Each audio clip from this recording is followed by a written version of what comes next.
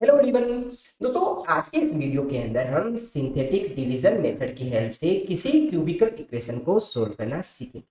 तो चलिए शुरू करते हैं।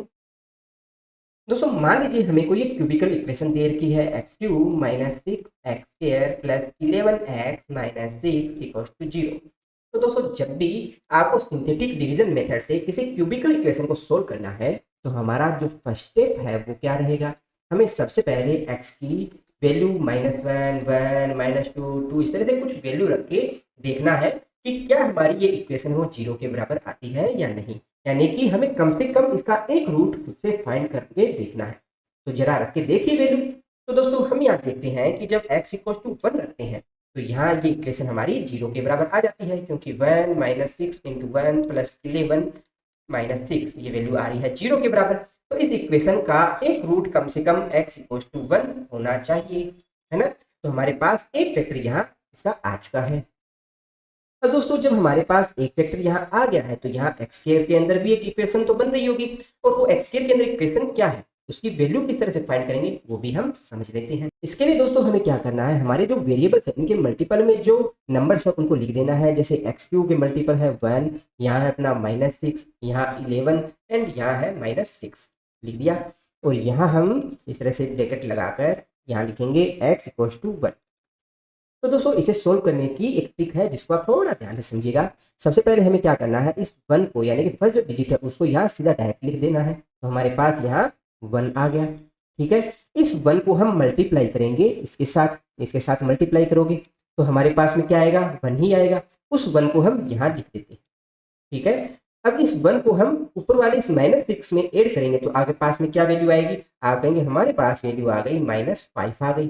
इस -5 को आप फिर से मल्टीप्लाई करोगे किसके साथ, इस वन के साथ। तो हमारे पास वैल्यू कितनी आई, -5 आई। इस -5 को हम रखेंगे यहाँ पर। ठीक है, अब इस 11 में जब आप -5 ऐड करोगे तो आपके पास वैल्यू कितनी आई, 6 आई। इस 6 को हम फिर से मल्टीप्लाई करेंगे इस वन के साथ। ठीक है, तो आपके पास वैल्यू कितनी आई, 6 आई। इस 6 को हम यहाँ रखेंगे। ठीक है, अब इस 6 में जब आप -6 ऐड करोगे तो आपके पास फाइनल वैल्यू कितनी आएगी, आप कहेंगे 0 आई। ठीक है, तो दोस्तों यहाँ पर आपके पास में जो नीचे नंबर आ रहे हैं अपना, जैसे 1 -5 6, इन नंबर्स को आपको A X square plus B X plus C इस इक्वेशन में ए बी एंड सी की जगह रिप्लेस कर देना है। तो जरा कीजिए रिप्लेस, तो आपके पास वैल्यू आ जाएगी 1x square minus 5x plus 6। ठीक है, तो ये एक इक्वेशन अपने पास यहाँ बनकर आ चुकी है। तो दोस्तों, यहाँ आप क्या देखते हो कि हमारा x cube minus six x square plus 11x minus six है, इसके हमारे पास दो गुणनखंड बनकर आते हैं। एक तो अपना हो गया x square minus 5x plus 6 और एक हमने थोड़ी देर पहले ही फाइंड किया x माइनस 1। ठीक है, अब इस पार्ट को भी हम आसानी से सोल्व कर सकते हैं। तो जरा कीजिए इसको। तो आप इसको ऐसा लिख सकते हैं, x square minus 3x minus 2x plus 6 लिखा जा सकता है ना। तो इसके गुणनखंड अपने पास क्या बनकर आएंगे, देखिए x माइनस 3 एंड अपने पास में यहाँ -2 को लोगे तो x माइनस 2 आ जाएगा। ठीक है, और यहाँ अपने पास आ गया x माइनस 1। अब ये सारी इक्वेशन है वो जीरो के बराबर ही तो है ना, जीरो के बराबर। तो इसको जब जीरो के बराबर करेंगे तो यहाँ पर हमारी x की वैल्यू क्या आ जाएगी, आप कहेंगे x equals to 1, x equals to 2 and x equals to 3।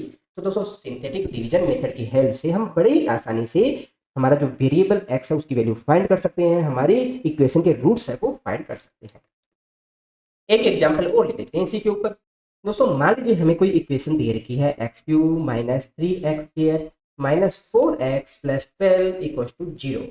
अब दोस्तों, हमारा जो फर्स्ट स्टेप है वो क्या रहने वाला है, हमें x की वैल्यू -1 1 -2 2 ऐसे कुछ वैल्यू रख के देखना है कि क्या इन वैल्यूज के लिए हमारी इस इक्वेशन को हम जीरो बना सकते हैं या नहीं।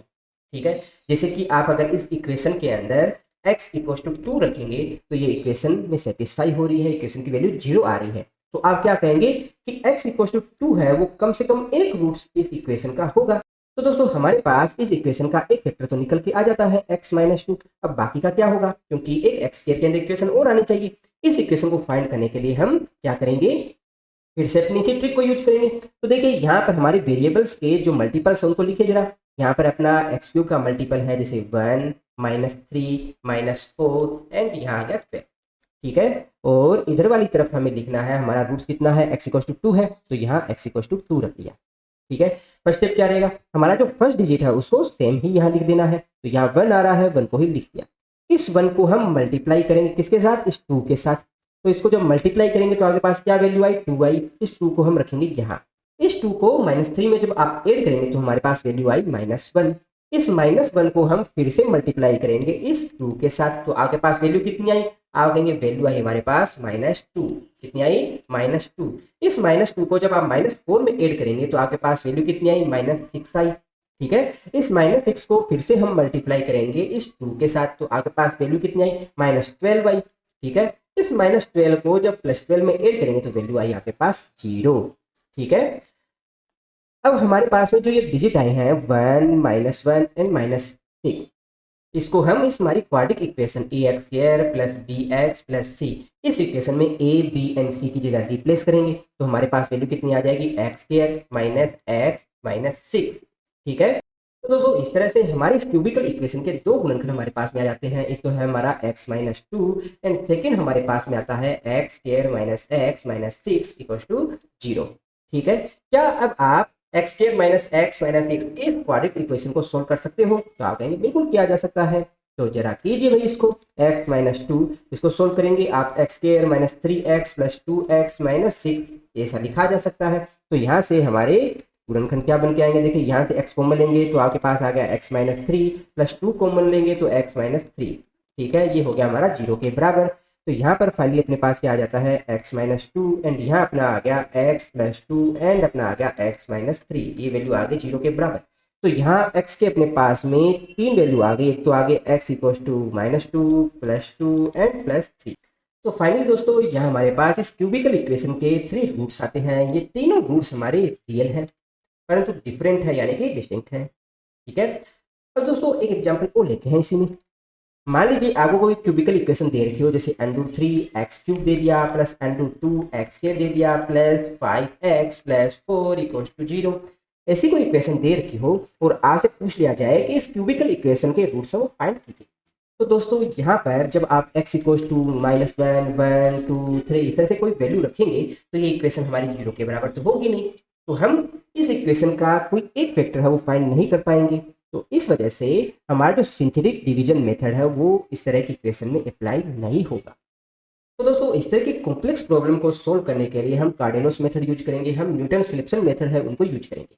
आई होप दोस्तों आपके सिंथेटिक डिवीजन मेथड से रिलेटेड जो डाउट्स है वो क्लियर हो गए होंगे।